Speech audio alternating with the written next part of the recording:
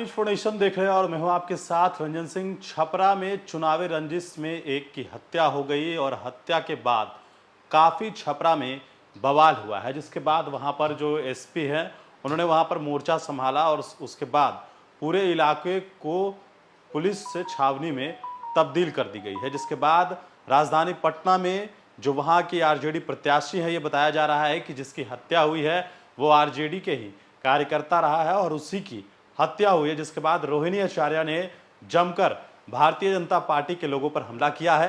यहां तक यह बताया है कि जिस प्रकार से कल वो एक बूथ पर पहुंची थी और वहां पर एक अनजान व्यक्ति बैठा हुआ था और जब उससे हमने ये सवाल पूछा कि आखिरकार क्या आपने वोटिंग कर लिया, उन्होंने कहा हाँ, तो फिर आखिरकार आप क्यों बैठे हैं। जिसके बाद वहां पर भारतीय जनता पार्टी के कार्यकर्ताओं ने उनके साथ वोटिंग की और उसके बाद कल झड़प हुआ।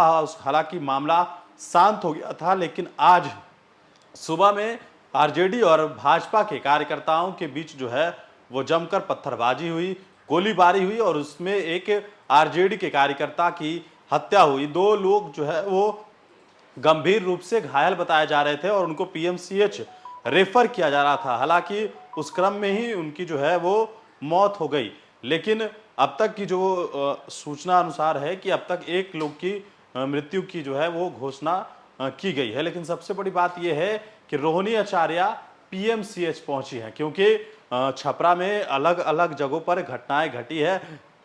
एक घटना ऐसा घटा कि वहां पर एक कार्यकर्ता को बांधकर पीटा गया।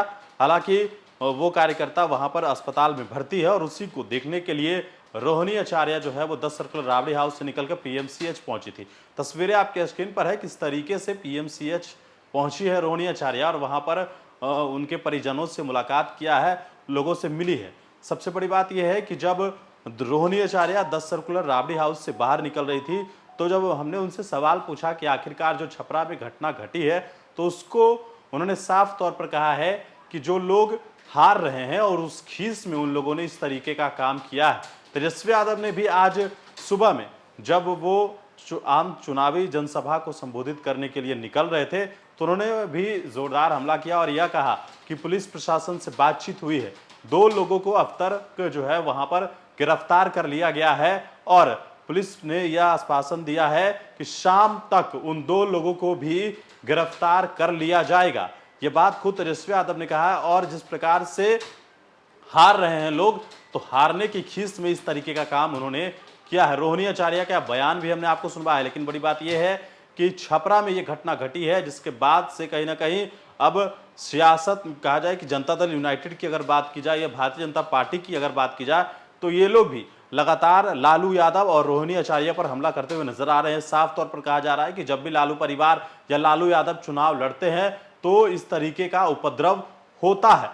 कहीं ना कहीं ये आरोप जो है भारतीय जनता पार्टी और जनता दल यूनाइटेड की तरफ से लालू यादव और उनकी बेटी रोहिणी आचार्य पर लगाया गया है। लेकिन इन सब के बीच रोहिणी आचार्य जो है वो पीएमसीएच पहुंची है। जो परिवार अस्पताल में भर्ती है उससे मुलाकात करने के लिए वहां जो रोहिणी आचार्य है वो पहुंची है। तस्वीरें आपके स्क्रीन पर है और देखिए किस तरीके से वो तमाम लोगों से भेंट करने पहुंची।